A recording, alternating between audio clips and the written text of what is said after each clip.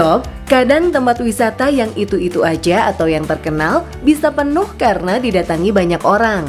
Buat sebagian orang pasti bikin gak nyaman dong. Nah, kalau mau yang berbeda, maka siapin diri deh buat melancong ke tempat-tempat ini. Meski kadang dipandang sebelah mata oleh sebagian orang, tapi nyatanya tempat ini menawarkan keindahan yang luar biasa. Tempat ini juga gak kalah dengan tempat wisata terkenal lainnya. Apalagi dengan statusnya sebagai tempat tersembunyi atau rahasia, pengunjung juga bisa ngerasa eksklusif pas datang ke tempat ini. Kira-kira di mana aja sih tempat wisata rahasia ini? Let's check it out!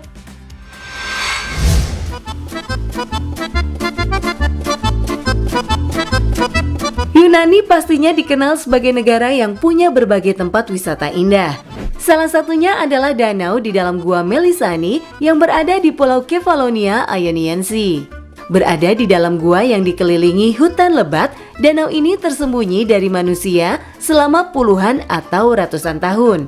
Soalnya, Gua Melisani juga jadi tempat yang sulit dijangkau manusia, sob. Tapi, di zaman yang udah berkembang ini, akses menuju gua sudah jauh lebih mudah. Sebelumnya, Gua Melisani ini ditemukan pada tahun 1951 oleh arkeolog bernama Giannis Petrochilos.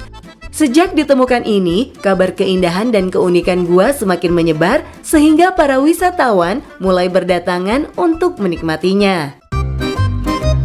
Terletak di daerah timur dari F. Morphia Mountain dan Agia Dianti, pintu masuk ke gua ini ditandai dengan dua lengkungan alami dan batu-batu berwarna coklat. Nah, di dalam gua dengan panjang total 100 meter ini, ada danau yang tercipta kurang lebih 1000 tahun lalu melalui proses alam. Air di Danau Melisani juga sangat jernih, sob, sehingga batu-batu yang ada di dalamnya jelas terlihat.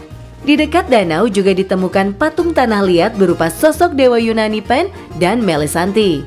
Menurut mitologi, Dewi Melisanti tewas menenggelamkan diri di dalam karena cintanya ditolak oleh Dewa Yunani bernama Pan. Nama Gua Melisani juga diambil dari nama Dewi Melisanti. Ada lagi keunikan dari danau ini, sob. Kabarnya, permukaan air di danau ini lebih tinggi 1 meter ketimbang air di laut yang berjarak 500 meter dari gua.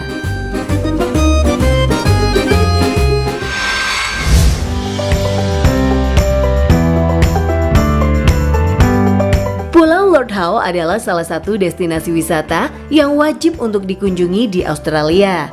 Soalnya, menurut banyak traveler, tempat ini seperti campuran Bali, Tahiti, Hawaii, dan Fiji.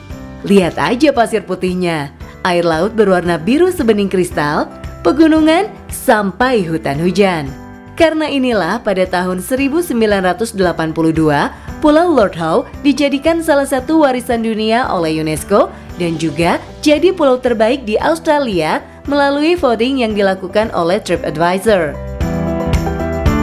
Dihuni oleh 250 orang, pulau seluas 14,5 km persegi ini ternyata nggak bisa dikunjungi setiap saat, sob. Soalnya, pemerintah cuma memperbolehkan maksimal 400 turis saja dalam satu waktu. Tapi, dengan adanya aturan ini, selain bisa menjaga keindahan pulau, wisatawan juga bisa menikmati suasana seperti di pulau pribadi dengan bentangan pantai yang cantik tanpa banyak orang di sana. Nggak cuma itu keindahan alamnya, Pulau Lord Howe juga dikenal sebagai tempat birdwatching terbaik di Australia karena ada beragam spesies burung berwarna-warni. Disebutkan kalau di pulau ada lebih dari 170 spesies burung darat dan laut. Sedangkan untuk wisatawan yang suka trekking dan hiking, ada Gunung Gower setinggi 875 meter yang bisa didaki loh. Beneran lengkap dan indah banget kan, sob?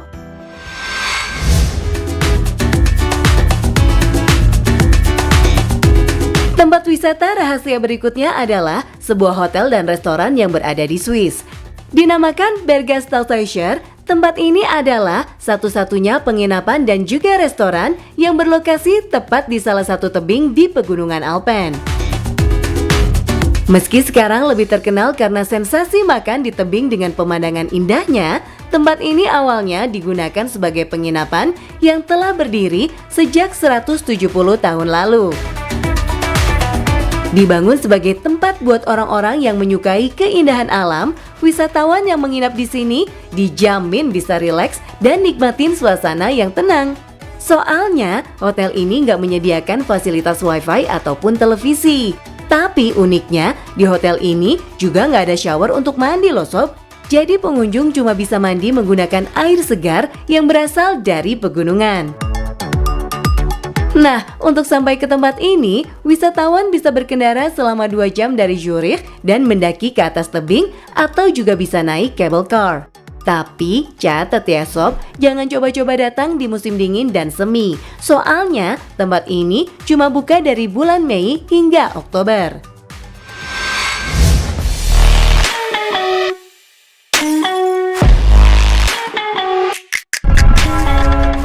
Yang pertama adalah The Tunnel of Love atau Terowongan Cinta. Berada di kota Klevan, Ukraina, terowongan alam yang dibentuk oleh pohon-pohon ini berada di sepanjang jalur kereta api dan punya panjang sekitar 3 km. Meski terowongan berlokasi di jalur kereta api yang masih aktif digunakan oleh kereta pengantar kayu, tapi buat orang-orang yang mau datang ngeliat langsung masih aman kok sob. Soalnya, kereta pengangkut kayu yang menuju pabrik papan fiber ini cuma berjalan 3 kali sehari. Nah, waktu yang tepat buat berkunjung ke The Tunnel of Love adalah pas musim panas dan musim semi. Di musim ini, nampak pohon-pohon akan ditumbuhi daun yang sangat lebat. Selain itu, terowongan ini juga bakalan kelihatan sangat indah sehingga cocok dijadikan tempat untuk jalan-jalan bareng pasangan. Tapi, pas musim gugur dan musim dingin juga suasana keromantisan terowongan ini nggak hilang kok sob. Soalnya, pas musim gugur, terlihat lokasi ini dipenuhi dedaunan berwarna-warni. Sedangkan pas musim dingin, cabang-cabang pohon ini kelihatan indah karena tertutup salju. Dan tahu nggak sob, di tempat ini juga ada mitos yang mengatakan kalau keinginan pasangan bisa terkabul pas berkunjung ke terowongan ini. Asalkan mereka punya niat yang tulus.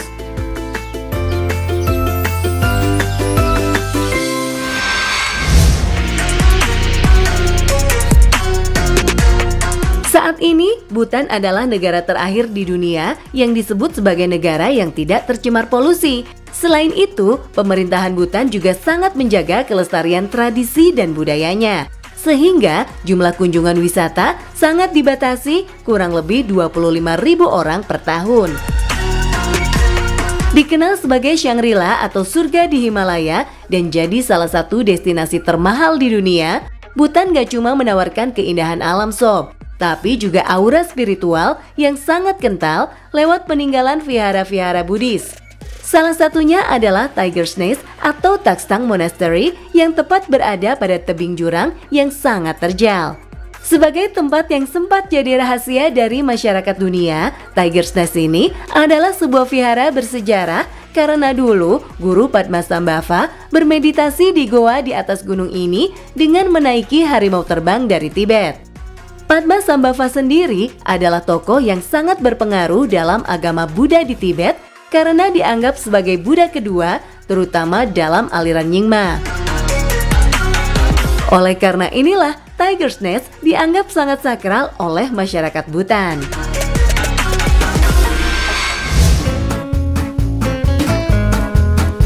Silfra yang terletak di Danau Singlathvatn di Taman Nasional Singlotis, Islandia, dikenal jadi surga scuba diving terbaik di dunia. Tempat ini adalah bagian dari batas gempa tektonik yang menyimpang antara lempeng Amerika Utara dengan lempeng Eurasia.